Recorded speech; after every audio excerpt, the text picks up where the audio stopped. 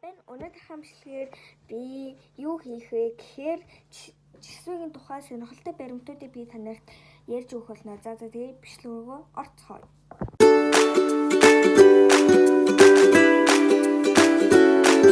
Blackpink-ийн Jisoo их чинь маань жинхэнэ нэрийг болохоор Kim Jisoo гэдэг бөгөөд тэрээр 1995 оны 1 сарын 3-нд Өмнөд Солонгоос төрж өссөн. Тэгээд бас K-pop-ийн алдартай дуучин болсон байх нэ. Тэр гоо сайхан элдэг зангаараа сургуультай маш алдартай байсан бөгөөд юм худалдаж авахтай маш их эргэлздэг учраас дэлгүүр хэсгийг ерөнхийдөө үзэн яддаг юм байна.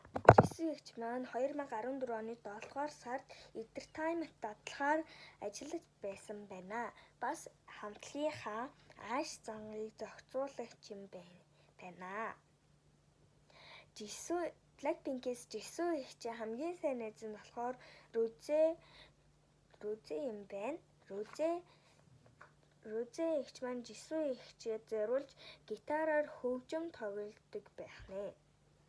Тэр хамтлагийн арын дуучин бөгөөд тэр цорын ганц жүжигчин юм байна. Маш сонирхолтой байгааз.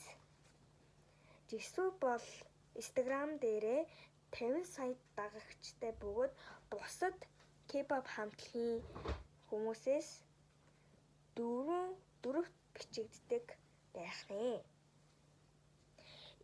Энэ хүрээд Jisoo их чинь маань ингээд баримтат юм маань ингээд сонирхолтой зүйлүүд маань ингээд дууслаа.